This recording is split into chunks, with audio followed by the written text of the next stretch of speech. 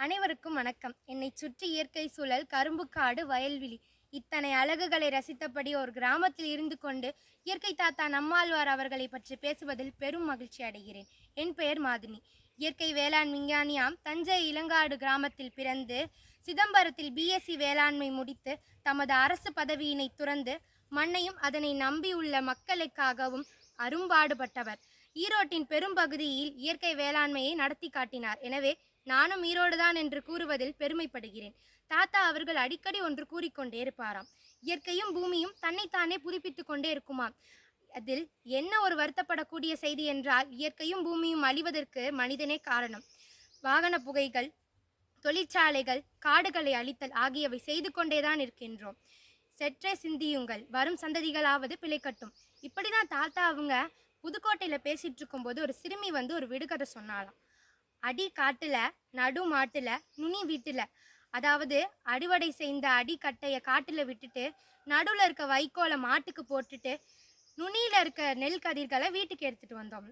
நமக்கு தேவையில்லாத மாட்டுக்கும் மண்ணுக்கும் கொடுத்தோம், அது நமக்கு தேவையானதை கொடுத்தது. நம் நாட்டின் தலைத்து நிற்கும் சுதந்திர மரமாம் வேப்ப மரம் அதன் கொட்டைகளை காப்புரிமை பெற்று திருட முயன்றார்கள் அமெரிக்காவில் சேர்ந்த WR கிரேஸ் கம்பெனி. ஐயா அவர்கள் ஜெர்மனுக்கு சென்று நீதிமன்றத்தில் வாதாடி மே 9, 2000 காப்புரிமையை ரத்து செய்து நம் மூதாதையர்களின் அறிவினை திருட விடாமல் நம் நாட்டிற்கே கொண்டு வந்தார்.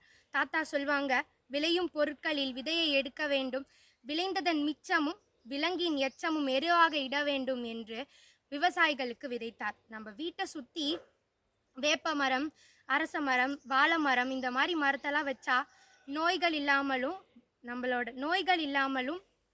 பசி இல்லாமலும் வாழலாம் என்று 2013 டிசம்பர் 30 மீத்தேன் திட்டத்திற்கு எதிராக போராடி கொண்டிருக்கும் போதுதான் அவர் மூச்சு பிரிந்தது.